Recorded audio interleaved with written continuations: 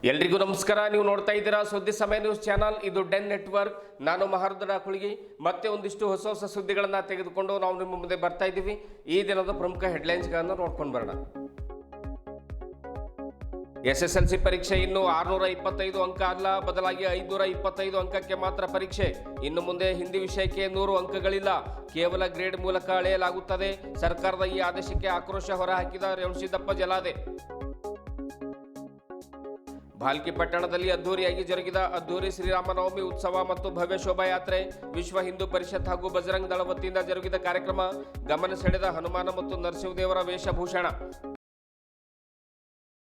ಇಂದಿನ ಒಂದಿಷ್ಟು ವಾರ್ತೆಗಳ ವಿವರಗಳನ್ನು ನೋಡ್ಕೊಂಡು ಬರೋಣ. ಇಲ್ಲಿಯವರೆಗೆ SSLC ಪರೀಕ್ಷೆ 625 ಅಂಕಗಳಿಗೆ ನಡೀತಾ ಇತ್ತು. ಆದರೆ ಈ ವರ್ಷ ಕೇವಲ 525 ಅಂಕಗಳಿಗೆ ಮಾತ್ರ ಪರೀಕ್ಷೆ ನಡೀತಾ ಇದೆ. ಸರ್ಕಾರದ ಈ ಹೊಸ ನಿಯಮದ ಪ್ರಕಾರ ಹಿಂದಿ ಭಾಷೆಯ 100 ಅಂಕಗಳನ್ನು ವಿದ್ಯಾರ್ಥಿಗಳು ಗಳಿಸುವ ಒಟ್ಟು ಮೊತ್ತಕ್ಕೆ ಯಾವುದೇ ಕಾರಣಕ್ಕೂ ಕೂಡ ಸೇರಿಸ್ತಾ ಇಲ್ಲ ಎನ್ನುವಂತಹ ಈ ಸರ್ಕಾರದ ಆದೇಶಕ್ಕೆ ಎಲ್ಲೆಡೆ ಮಿಶ್ರ ಪ್ರತಿಕ್ರಿಯೆ ವ್ಯಕ್ತವಾಗಿದೆ. ಅಖಿಲ ಕರ್ನಾಟಕ ಅನುದಾನ ರಹಿತ ಖಾಸಗಿ ಶಾಲಾ ಆಡಳಿತ ಮಂಡಳಿ ಸಂಘ ಸಂಸ್ಥೆಯ ರಾಜ್ಯಾಧ್ಯಕ್ಷರಾಗಿರುವಂಥ ರೇವಣಸಿದ್ದಪ್ಪ ಜಲಾದೇವರು ಸರ್ಕಾರದ ಈ ನಿರ್ಧಾರಕ್ಕೆ ತೀವ್ರ ಆಕ್ರೋಶವನ್ನು ಹೊರಹಾಕಿದ್ದಾರೆ. ಮಾರ್ಚ್ 31ರಂದು ಏನು SSLCಯ ಈ ಹಿಂದಿ ಭಾಷೆ ಪರೀಕ್ಷೆ ನಡೀತಾ ಇದೆ. ಪರೀಕ್ಷೆಯ ಸಂದರ್ಭದಲ್ಲಿಯೇ ಈ ಶಿಕ್ಷಣ ಸಚಿವ ಮಧು ಬಂಗಾರಪ್ಪನವರು ಇದ್ದಕ್ಕಿದ್ದಂತೆ ಈ ರೀತಿಯ ತೀರ್ಮಾನವನ್ನು ಕೈಗೊಂಡ್ರೆ ಇದು ಮಕ್ಕಳ ಅಂಕಗಳ ಮೇಲೆ, ಫಲಿತಾಂಶದ ಮೇಲೆ ಪರಿಣಾಮ ಬೀರುತ್ತೆ, ದುಷ್ಪರಿಣಾಮ ಬೀರುತ್ತೆ. ಹಿಂದಿ ಭಾಷೆಯ 100 ಅಂಕಗಳಿಗೆ ಕತ್ತರಿ ಹಾಕಿದರೆ ಮಕ್ಕಳ ಫಲಿತಾಂಶದ ಮೇಲೆ ದುಷ್ಪರಿಣಾಮ ಬೀರುತ್ತೆ ಎನ್ನುವಂಥ ಆಕ್ರೋಶವನ್ನು ಹೊರಹಾಕಿದ್ದಾರೆ. ಕಲ್ಯಾಣ ಕರ್ನಾಟಕದ ವಿದ್ಯಾರ್ಥಿಗಳು ಹಿಂದಿ ಭಾಷೆಯನ್ನು ಚೆನ್ನಾಗಿ ಓದ್ಕೊಂಡಿರ್ತಾರೆ. ಕಲ್ಯಾಣ ಕರ್ನಾಟಕದಲ್ಲಿ ಹಿಂದಿ ಮೇಲೆ ಮಕ್ಕಳಿಗೆ ಬಹಳಷ್ಟು ಹಿಡಿತಾ ಇರುತ್ತೆ. ಅವರು 100ಕ್ಕೆ 100 ಅಂಕಗಳನ್ನು ಕೂಡ ಪಡೆದುಕೊಳ್ಳುವಂಥ ಸನ್ನಿವೇಶ ಕೂಡ ಇರುತ್ತೆ. ಇಂಥ ಸಂದರ್ಭದಲ್ಲಿ ಮಕ್ಕಳಿಗೆ ಆ 100 ಅಂಕಗಳನ್ನು ಕಡಿತ ಮಾಡಿ ಕೇವಲ ಗ್ರೇಡ್ ಆಧಾರದ ಮೇಲೆ ಅವರ ಫಲಿತಾಂಶವನ್ನು ಅಳೆದ್ರೆ ಆ ಮಕ್ಕಳ ಮುಂದೆ ಜಾಬ್ಗೆ, ಆಮೇಲೆ ಆ ಫಲಿತಾಂಶದ ಮೇಲೆ, ಆ ರಿಸಲ್ಟ್ಗಳ ಮೇಲೆ, ಆ ಅಂಕಗಳ ಮೇಲೆ ಸಾಕಷ್ಟು ಪರಿಣಾಮ ಬೀರಿ ಆ ಮಕ್ಕಳ ಭವಿಷ್ಯ ಹಾಳಾಗುವಂಥ ಸನ್ನಿವೇಶ ಇರುತ್ತೆ ಅನ್ನುವಂಥ ನೋವನ್ನು, ಅಸಮಾಧಾನವನ್ನು ರೇವಣಸಿದ್ದಪ್ಪ ಜಲಾದೇವರು ಹೊರಹಾಕಿದ್ದಾರೆ. ಹಾಗಾದರೆ ಸರ್ಕಾರದ ಆದೇಶದಲ್ಲಿ ಏನಿದೆ ಅನ್ನುವಂಥದ್ದನ್ನು ಒಂದಿಷ್ಟು ನಾವು ನೋಡೋಣ. ಸರ್ಕಾರದ ಆದೇಶದಲ್ಲಿ ಏನಿದೆ ಅಂತಂದರೆ, ಹೊಸ ನಿಯಮದ ಪ್ರಕಾರ ತೃತೀಯ ಭಾಷೆ ಹಿಂದಿ ಈ ವಿಷಯದಲ್ಲಿ ವಿದ್ಯಾರ್ಥಿಗಳು ಗಳಿಸುವಂತಹ ಅಂಕಗಳನ್ನು ಒಟ್ಟು ಮೊತ್ತಕ್ಕೆ ಯಾವುದೇ ಕಾರಣಕ್ಕೂ ಕೂಡ ಸೇರಿಸಲಾಗುವುದಿಲ್ಲ. ಬದಲಾಗಿ ಈ ವಿಷಯದಲ್ಲಿ ವಿದ್ಯಾರ್ಥಿಯ ಸಾಧನೆಯನ್ನು ಕೇವಲ ಗ್ರೇಡ್ ಮೂಲಕ ಅಳೆಯಲಾಗುವುದು. ಆದರೆ ವಿದ್ಯಾರ್ಥಿಗಳು ಮಾತ್ರ ಪರೀಕ್ಷೆಗೆ ಹಾಜರಾಗುವುದು ಕಡ್ಡಾಯವಾಗಿದೆ. ಈ ವಿಷಯದಲ್ಲಿ ಈ ಸರ್ಕಾರದ ನಿಯಮದ ಪ್ರಕಾರ ಈ ರೀತಿ ಇದೆ.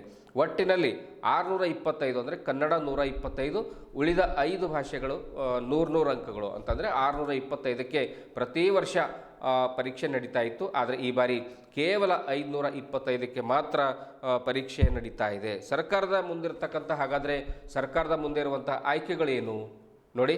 ಹಿಂದಿ ಭಾಷೆ ಆಯ್ಕೆ ಕಡ್ಡಾಯ ಅಲ್ಲ ಎನ್ನುವಂತಹ ನಿಯಮವನ್ನು ಜಾರಿಗೆ ಮಾಡ್ತಕ್ಕಂಥದ್ದು. ವಿದ್ಯಾರ್ಥಿಗಳು ಇಚ್ಛೆ ಪಟ್ಟರೆ ಮಾತ್ರ ತೆಗೆದುಕೊಳ್ಳುವ ನಿಯಮ ಜಾರಿ ಮಾಡ್ತೇವೆ. ಆಮೇಲೆ ರಾಜ್ಯದಲ್ಲಿ ಇರುವಂಥ ತ್ರಿಭಾಷಾ ಸೂತ್ರವನ್ನು ರದ್ದು ಮಾಡಿ ದ್ವಿಭಾಷಾ ಸೂತ್ರವನ್ನು ಜಾರಿಗೆ ತರ್ತಕ್ಕಂಥದ್ದು. ಆಮೇಲೆ ದ್ವಿಭಾಷಾ ಸೂತ್ರದಲ್ಲಿ ರಾಜ್ಯ ಭಾಷೆ ಮತ್ತು ಪೋಷಕರು ವಿದ್ಯಾರ್ಥಿಗಳ ಆಯ್ಕೆ ಭಾಷೆಯಾಗಿ ಇಂಗ್ಲೀಷ್, ಹಿಂದಿ ವಿಷಯ ಸೇರಿ ಬೇರೆ ವಿಷಯ ಆಯ್ಕೆ ನೀಡತಕ್ಕಂಥದ್ದು. SSLC ಪರೀಕ್ಷೆಗೆ ಈಗಿರುವಂಥ 625 ಅಂಕದಲ್ಲಿ ಹಿಂದಿ ವಿಷಯದ ಅಂಕವನ್ನು ಕಡಿತಗೊಳಿಸಿ ಪರೀಕ್ಷೆಯನ್ನು ನಡೆಸ್ತಕ್ಕಂಥದ್ದು.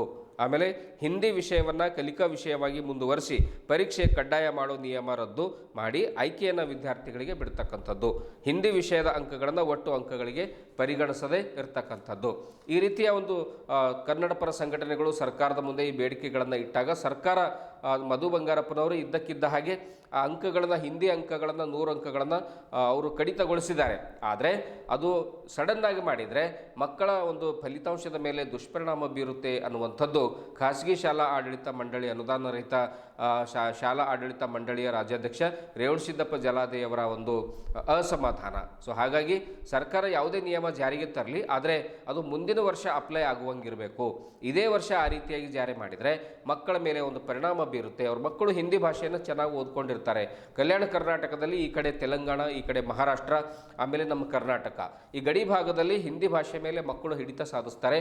ಆ ಒಂದು ಹಿಂದಿ ಭಾಷೆಯಿಂದಲೇ ಒಂದಿಷ್ಟು ಅಂಕಗಳು ಜಾಸ್ತಿ ಪಡ್ಕೊಳ್ತಕ್ಕಂಥ ಸಂದರ್ಭ ಕೂಡ ಮಕ್ಕಳಲ್ಲಿರುತ್ತೆ. ಸೊ ಹಾಗಾಗಿ ಮಕ್ಕಳ ಫಲಿತಾಂಶದ ಮೇಲೆ ಖಂಡಿತವಾಗಲೂ ಕೂಡ ಪರಿಣಾಮ ಬೀರುತ್ತೆ ಅನ್ನುವಂಥದ್ದು ರೇವಣಸಿದ್ದಪ್ಪ ಜಲಾದೇಯವರ ವಾದ. ಸರ್ಕಾರದ ಈ ಕ್ರಮ ವಿವೇಚನಾರಹಿತ ಮತ್ತು ಅವೈಜ್ಞಾನಿಕವಾದದ್ದು. ಅವಸರದಲ್ಲಿ ಕೈಗೊಂಡ ಈ ಕ್ರಮ ವಿದ್ಯಾರ್ಥಿಗಳ ಭವಿಷ್ಯದ ಮೇಲೆ ಗಂಭೀರ ಪರಿಣಾಮ ಉಂಟು ಮಾಡಲಿದೆ ಎಂದು ಆತಂಕ ವ್ಯಕ್ತಪಡಿಸಿದ್ದಾರೆ. ಮಂಗಳವಾರ ಮಾರ್ಚ್ 31ರಂದು ನಡೆಯಲಿರುವಂತಹ SSLC ಹಿಂದಿ ವಿಷಯದ ಪರೀಕ್ಷೆಗೆ ವಿದ್ಯಾರ್ಥಿಗಳು ಬಹಳ ಕಷ್ಟಪಟ್ಟು ತಯಾರಿ ಮಾಡಿಕೊಂಡಿದ್ರು. ಆದರೆ ಇದೀಗ ಸರ್ಕಾರ ಏಕಾಏಕಿ ಹಿಂದಿ ವಿಷಯದ ಅಂಕಗಳನ್ನು SSLCಯ ಒಟ್ಟು ಅಂಕಗಳಿಗೆ ಸೇರಿಸುವುದಿಲ್ಲ, ಹಿಂದಿಗೆ ಗ್ರೇಡ್ ಮಾತ್ರ ಕೊಡುವುದಾಗಿ ಹೇಳಿದ್ದರಿಂದ ವಿದ್ಯಾರ್ಥಿಗಳಿಗೆ ಆಘಾತವಾಗಿದೆ. ತಮ್ಮ ಶ್ರಮ ವ್ಯರ್ಥವಾಯಿತು ಎನ್ನುವಂಥ ನಿರಾಸೆ ಅವರಲ್ಲಿ ಮೂಡ್ತಾ ಇದೆ ಎಂದು ಜಲಾದೇವರು ಹೇಳಿದ್ದಾರೆ. ರಾಜ್ಯ ಸರ್ಕಾರ ಸಾಧಕ ಬಾಧಕಗಳ ಬಗ್ಗೆ ಸಮಗ್ರ ಚರ್ಚೆಯನ್ನು ನಡೆಸಿದ ನಂತರ ಈ ಒಂದು ಕ್ರಮ ಕೈಗೊಳ್ಳಬೇಕಾಗಿತ್ತು. ಹಿಂದಿ ವಿಷಯದ ಪರೀಕ್ಷೆಗೆ 2 ದಿನ ಬಾಕಿ ಇರುವಾಗಲೇ ಇಂತಹ ಕ್ರಮ ಕೈಗೊಂಡಿರುವುದು ಸರಿಯಲ್ಲ ಎಂದು ತಿಳಿಸಿದ್ದಾರೆ. ಶೈಕ್ಷಣಿಕ ವರ್ಷದ ಆರಂಭದಲ್ಲೇ ಈ ಕುರಿತು ನಿರ್ಣಯ ಕೈಗೊಂಡಿದ್ರೆ ಮಕ್ಕಳಲ್ಲಿ ಸ್ಪಷ್ಟತೆ ಇರ್ತಾ ಇತ್ತು. ಹಿಂದಿ ವಿಷಯಕ್ಕೆ ಹೆಚ್ಚು ಆದ್ಯತೆ ಕೊಟ್ಟು ಅವರು ಸಮಯ ವ್ಯರ್ಥ ಮಾಡಿಕೊಳ್ತಾ ಇರಲಿಲ್ಲ. ಹಿಂದಿ ಭಾಷೆ ಮೂಲಕ ಉತ್ತಮ ಅಂಕ ಗಳಿಸುವ ನಿರೀಕ್ಷೆ ಇಟ್ಟುಕೊಂಡಿದ್ದ ವಿದ್ಯಾರ್ಥಿಗಳಿಗೆ ಅನ್ಯಾಯವೂ ಆಗ್ತಾ ಇರಲಿಲ್ಲ ಎಂದು ಹೇಳಿದ್ದಾರೆ. ಈ ವರ್ಷ ಹಿಂದಿ ವಿಷಯದ ಅಂಕಗಳನ್ನು SSLCಯ ಒಟ್ಟು ಅಂಕಗಳಿಗೆ 625 ಅಂಕಗಳನ್ನು ಪರಿಗಣಿಸಬೇಕು ಎಂದು ಸರ್ಕಾರವನ್ನು ಜಲಾದೇವರು ಆಗ್ರಹಿಸಿದ್ದಾರೆ. ಬಂಧುಗಳೇ, ನಿನ್ನೆ ನಮ್ಮ ಕರ್ನಾಟಕದ ಪ್ರೌಢ ಮತ್ತು ಶಿಕ್ಷಣ ಸಚಿವರಾಗಿರ್ತಕ್ಕಂಥ ಮಧು ಬಂಗಾರಪ್ಪನವರು ಒಂದು ಆದೇಶ ಹೊರಡಿಸಿದ್ದಾರೆ. ನಾಳೆ ಮಂಗಳವಾರ ದಿವಸ ನಡೆಯುವಂಥ SSLCಯ ಹಿಂದಿ ಪರೀಕ್ಷೆಗೆ ನಾವು ಅಂಕ ಕೊಡುವುದಿಲ್ಲ, ನಾವು ಗ್ರೇಡ್ ಕೊಡ್ತೀವಿ. ಹಾಗಾಗಿ ಈ ವರ್ಷದ SLC 625ರ ಬದಲಾಗಿ 525 ಅಂಕಗಳದು ಫಲಿತಾಂಶ ಇರುತ್ತೆ ಅಂತ ಹೇಳಿದ್ದಾರೆ. ಎಂಥ ದುರ್ದೈವಿ, ಎಂಥ ಅವಿವೇಕಿತನ, ಎಂಥ ಆಲೋಚನೆ ಇದು. ಇಡೀ ವರ್ಷ ಮಕ್ಕಳು ನಮ್ಮ ಅಧ್ಯಯನ ಮಾಡಿದ್ದಾರೆ, ನಾಳೆ ಮಂಗಳವಾರ ಪರೀಕ್ಷೆಗೆ ಹೋಗ್ತಾ ಇದ್ದಾರೆ. ಆ ಹಿಂದಿ ವಿಷಯ ಇದ್ದಕ್ಕಿದ್ದಂಗೆ ಕೈ ಬಿಡ್ತೀವಿ ಅಂತಂದ್ರೆ ಎಂಥ ವಿಚಾರ ಇದು? ಅದಕ್ಕೆ ದಯವಿಟ್ಟು ಸರ್ಕಾರ ಇದು ಹಿಂದಕ್ಕೆ ತಗೋಬೇಕು. ನಾನು ಆಗ್ರಹ ಮಾಡ್ತೀನಿ. ಇದು ನೀವು ಏನೇ ಪಾಲಿಸಿ ಮಾಡಿ, ಯಾವುದೇ ನೀವು ಕಾನೂನು ತಳ್ಳಿ, ನೀವು ಏಪ್ರಿಲ್ ಮೇದಲ್ಲಿ ತನ್ನಿ. ಆ ಅಕಾಡೆಮಿಕ್ ಪ್ರಾರಂಭಕ್ಕಿಂತ ಮೊದಲು ಹೇಳಿ. ನೀವು ಇದಕ್ಕಿಂತ ನಾಳೆ ಪರೀಕ್ಷೆ ಬರೀತಾ ಇದ್ದಾರೆ ಹುಡುಗರು, ನಾನು ಹಿಂದಿ ಅಂಕ ಕೊಡಲ್ಲ ಅಂತಂದ್ರೆ ಏನು ನ್ಯಾಯ ಸರ್? ದಯವಿಟ್ಟು ಇದು ವಿಶೇಷವಾಗಿ ಕಲ್ಯಾಣ ಕರ್ನಾಟಕದ ಭಾಗದ ವಿದ್ಯಾರ್ಥಿಗಳು ಭಾಳ ದೊಡ್ಡ ಹೊಡ್ತಾ ಇದೆ. ಯಾರು ಅಗ್ರಶ್ರೇಣಿಯಲ್ಲಿ ಪಾಸಾಗಂಥ ವಿದ್ಯಾರ್ಥಿಗಳಿಗೆ ಒಂದು ಅವಕಾಶ ಇತ್ತು. ನೀವು ಏನು ಕಾನೂನು ಮಾಡ್ತೀರೋ ಮುಂದಿನ ಮತ್ತೆ ಬಹುಶಃ ಇವತ್ತು ಹಿಂದಿ ಅಂಕಿಲ್ಲ ಅಂತಾರೆ, ಬಹುಶಃ ಮುಂದಿನ ವರ್ಷ ಕನ್ನಡಕ್ಕೂ ಅಂಕಿಲ್ಲ ಅಂತಂದ್ರೆ ಏನು ಆಶ್ಚರ್ಯ ಪಡಬೇಕಾಗಿಲ್ಲ. ಹಾಗಾಗಿ ಈ ಸರ್ಕಾರ ಏನು ಆತುರದಿಂದ ನಿನ್ನೇನು ಆದೇಶ ಮಾಡಿದ್ದಾರೆ, ದಯವಿಟ್ಟು ವಾಪಸ್ ತಗೋಬೇಕು. ಈ ವರ್ಷ ಈಗಾಗಲೇ 4 ಪರೀಕ್ಷೆಗಳು ಮುಗಿದಿವೆ. ನಾಳೆ ಈ 31 ಹಿಂದಿ ಪರೀಕ್ಷೆ ನಡೀತಾ ಇದೆ. ಆ ಪರೀಕ್ಷೆಗೆ ನಾನು ನಡೆಯುವಾಗಲೇ ನಾವು ಅಂಕ ಕೊಡಲ್ಲ, ಕೇವಲ ಗ್ರೇಡ ಕೊಡ್ತೀನಿ ಅಂತ ಇದು ಮೂರ್ಖತನದ ಕೆಲಸ. ಶಿಕ್ಷಣ ಸಚಿವರು ಇದು ಗಂಭೀರತೆ ತಗೋಬೇಕು. ನಮ್ಮ ಮಕ್ಕಳಿಗೆ ಅನ್ಯಾಯ ಮಾಡಬಾರ್ದು. ನೀವು ಮುಂದಿನ ವರ್ಷ ಮಾಡಿ, ಈ ವರ್ಷ ಹೇಳ್ಬಿಡಿ, ಅವ್ರು ಆರಾಮಾಗಿರ್ತಾರ. ಆದರೆ ಇದಕ್ಕಿದ್ದಂಗೆ ಎಲ್ಲ ತಯಾರಿ ಮಾಡಿ ಮಕ್ಕಳು ಪರೀಕ್ಷೆ ಬರೆಯುವಂಥ ಸಂದರ್ಭದಲ್ಲಿ ನಾವು ಹಿಂದಿ ಅಂಕ ಕೊಡಲ್ಲ ಅಂತಕ್ಕಂಥ ಇದು ಒಂದು ವಿಚಿತ್ರವಾದಂಥ ನಿರ್ಧಾರ. ಈ ನಿರ್ಧಾರ ಕೈ ಬಿಡಬೇಕಂತ ನಾವು ವಿನಂತಿ ಮಾಡ್ಕೊಳ್ತೀನಿ. ಈಗಾಗಲೇ ನಾನು ಮುಖ್ಯಮಂತ್ರಿ ಮತ್ತು ಶಿಕ್ಷಣ ಸಚಿವ ಪತ್ರ ಕೂಡ ಬರೆದಿದ್ವಿ. ದಯವಿಟ್ಟು ತರಾತುರಿಯಲ್ಲಿ ಯಾವುದೂ ಶಿಕ್ಷಣ ಮೇಲೆ ಕ್ರಮ ಕೈಗೊಳ್ಳಬೇಡಿ. ನಿಮಗೆ ಕನ್ನಡ ಶಾಲೆನೂ ಉಳಿಸೋಕ್ಕಾಗ್ತಾ ಇಲ್ಲ, ಇಲ್ಲಿ ಮೇಲೆ ಹಿಂದಿ ಏನಪ್ಪ ಅಂತ ಅದು ಕೂಡ ನೀವು ತರಾತುರಿಯಲ್ಲಿ ಏನಪ್ಪ ಅಂಕ ಕೊಡಲ್ಲ ಅಂತ ಹೇಳ್ತೀರಿ. ಏನು ನಡೀತಾ ಇದೆ ಇಲ್ಲಿ ಕರ್ನಾಟಕದಾಗ? ದಯವಿಟ್ಟು ಇದು ಕೇವಲ ಶಿಕ್ಷಕರು ವಿದ್ಯಾರ್ಥಿಗಳು ಅಷ್ಟಲ್ಲಿ ಜನಾಂದೋಲನ ಆಗಿ ಹೊರಗೆ ಬರಬೇಕಿದು. ಇಲ್ಲ ಅಂತಂದರೆ ಈ ಸರ್ಕಾರ ಇನ್ನೂ 2 ವರ್ಷದಲ್ಲಿ ಪೂರ ಶಿಕ್ಷಣ ಕ್ಷೇತ್ರವೇ ಸತ್ಯನಾಶ ಮಾಡುತ್ತೆ. ಅದು ವಿಚಿತ್ರವಾದಂಥ ನಿರ್ಧಾರ ತೆಗೆದುಕೊಳ್ತಾರೆ. ಹಿಂದಿ ಇಲ್ಲ, ಮುಂದಿಲ್ಲ. ಯಾರೋ 4 ಜನ ಸಂಘಟನೆ ಬಂದು ಮನವಿ ಸೋಡಿದ ತಕ್ಷಣ ಇಷ್ಟೊಂದು ಗಂಭೀರವಾದಂಥ ಏನು ಚರ್ಚೆ ಆಗಿದೆ, ನಾಳೆ ನಿರ್ಣಯ ಆಗಿದೆ. ಸದನದಲ್ಲಿ ಯಾರಾದರೂ ಕಾಯ್ದೆ ಪಾಸ್ ಮಾಡಿದ್ದೀರಾ ನೀವು? ಇದಕ್ಕಿದ್ದಾಗಿ ನಿರ್ಧಾರ ತಗೊಳ್ತೀರಿ ನೀವು. 2 ದಿನ ಎಕ್ಸಾಮ್ ಇರ್ಲಕ್ಕಾಗಿ ಮಕ್ಕಳ ಮೇಲೆ ಏನು ಪ್ರಭಾವ ಬೀಳುತ್ತೆ ಅಂತಕ್ಕಂಥ ಒಂದು ಸಾಮಾನ್ಯ ಜ್ಞಾನ ಇಲ್ಲಲ್ರಿ ಶಿಕ್ಷಣ ಸಚಿವರಿಗೆ. ದಯವಿಟ್ಟು ಸರ್ ಇದು ಒಂದು ನಮ್ಮ ಮಕ್ಕಳು ಅಗ್ರಶ್ರೇಣಿಯಲ್ಲಿ ಪಾಸ್ ಆಗಕ್ಕೆ ಇದು ಭಾಳ ಚೆನ್ನಾಗಿತ್ತು. ನಮ್ಮ ಭಾಗದ ಹೈದರಾಬಾದ್ ಕರ್ನಾಟಕ ಕಲ್ಯಾಣಕರ ಮಕ್ಕಳು ಹಿಂದಿ ಭಾಳ ಸರಳವಾಗಿ ಬರೀತಾರೆ, ಚೆನ್ನಾಗಿ ಬರೀತಾರೆ. ಸುಮ್ಮನೆ 40-50 ಹುಡುಗರು ಎಕ್ಸಾಮ್ ಕೊಟ್ಟರೆ 5-10 ಹುಡುಗರು 100 ಮಾರ್ಕ್ಸ್ ತೆಗಿತಾರೆ ನಮ್ಮ ಮಕ್ಕಳು. ನಮಗೇನು ತೊಂದರೆ ಇಲ್ಲ ಈ ಭಾಗದವ್ರಿಗೆ. ಯಾರು ಕಲಿಯಲ್ಲ ಅವ್ರಿಗೆ ಬಿಡ್ರಿ, ಕಲಿಯರಿಗೆ ಯಾಕೆ ನೀವು ವಂಚನೆ ಮಾಡ್ತೀರಿ? ಇದು ಮತ್ತೆ ನಮಗೀಗ ಗ್ರೇಡದಲ್ಲಿ ನಮ್ಗೆ ಸಮಸ್ಯೆ ಆಗ್ತಾನೆ. ಇದು ನಮಗೆ ಮಕ್ಕಳು ಅಗ್ರಶ್ರೇಣಿಯಲ್ಲಿ ಪಾಸ್ ಆಗಕ್ಕೆ ನಮಗೆ ತೊಂದರೆ ಆಗುತ್ತೆ. ಇದು ನಾವು ಹಿಂದಕ್ಕೆ ಹೋಗ್ಬೇಕಾಗ್ತದೆ ಮಕ್ಕಳಿಗೆ ಗ್ರೇಡ್ ಕೊಟ್ಟರೆ. ಸೆಕೆಂಡ್ ಕ್ಲಾಸ್ ಆಗಲ್ಲ ಸರ್, 625 ಅಂಕ ಪರಿಗಣನೆ ಮಾಡಬೇಕು. ಜಾಬಿಗೆ ಭಾಳ ಹೈರಾಣ. ಹಾಂ, ಜಾಬಿಗೆ ಆಗುತ್ತೆ ಸರ್. ಒಮ್ಮೆ ಇದಕ್ಕಿದ್ದಾಗೆ ನೀವು ನಾಳೆ ಪರೀಕ್ಷೆ 625 ತೆಗೆದು ನೀವು 525ಕ್ಕೆ ಆದೇಶ ಹೊಡಿಸ್ತೀರಿ ಅಂದ್ರೆ ಇದು ಅವೈಜ್ಞಾನಿಕ ಇದೆ. ಇದು ಎಲ್ಲ ಮಾರಕವಾದಂಥ ಇದು ವಿದ್ಯಾರ್ಥಿಗಳಿಗೆ. ನೀವು ಏನು ಮಾಡ್ತೀರಿ ಮುಂದೆ 1 ವರ್ಷ ಮೊದಲೇ ಹೇಳಿ ಸರ್. ಯಾವುದಾದ್ರೂ ಒಂದು ಕಾಯ್ದೆ ಇದೆ, ನೀವು ಏನು ಮಾಡೋಕೆ ಇವತ್ತು ಪಠ್ಯ ಪುಸ್ತಕ ಬದಲಾವಣೆ ಮಾಡಬೇಕಾದ್ರೂ 2 ವರ್ಷ ಮೊದಲೇ ನಾವು ಯೋಜನೆ ಮಾಡಿ ಮುಂದಿನ ವರ್ಷ ಈ ಪಠ್ಯ ಪುಸ್ತಕ ಬದಲಾವಣೆ ಆಗುತ್ತೆ, ಈ ಕ್ಲಾಸ್ ತರಗತಿ ಬದಲಾವಣೆ ಆಗುತ್ತೆ ಅಂತ 1 ವರ್ಷ 2 ವರ್ಷ ಮೊದಲೇ ಹೇಳ್ತಾರೆ. ಅದು ಬಿಟ್ಕೊಟ್ಟು 2 ದಿನ ಪರೀಕ್ಷೆ ಇರುವಾಗ ಒಂದು ವೇಳೆ ಈ ಥರ ತರತುರಿಯಲ್ಲಿ ನಿರ್ಧಾರ ತೊಗೊಂಡಿದ್ದಾರಲ್ಲ, ಇದು ಭಾಳ ಅವೈಜ್ಞಾನಿಕ ಇದೆ, ಮಕ್ಕಳ ಮೇಲೆ ಭಾಳ ಮಾರಕ ಇದೆ. ಇದು ವಿಶೇಷವಾಗಿ ಕಲ್ಯಾಣ ಕಾಂಡ ಮ್ಯಾಗಂತೂ ಈ ಫಲಿತಾಂಶ ಮೇಲೆ ಭಾಳ ಗಂಭೀರ ಪರಿಣಾಮ ಬೀಳುತ್ತೆ. ದಯವಿಟ್ಟು ಸರ್ಕಾರ ಇನ್ನೂ ಸಮಯ ಇದೆ, ಅವ್ರ ಪರೀಕ್ಷೆ ಬರೀತಾರೆ, ಮಕ್ಕಳು ಚೆನ್ನಾಗಿ ಓದಿದ್ದಾರೆ, ಅದಕ್ಕೆ ಅಂಕಗಳನ್ನು ಕೊಡಬೇಕಂತ ನಮ್ಮ ಅಖಿಲ ಕರ್ನಾಟಕ ಅನುದಾನ ರಹಿತ ಖಾಸಗಿ ಶಿಕ್ಷಣ ಸಂಸ್ಥೆ ಆಗ್ರಹಿಸ್ತದೆ.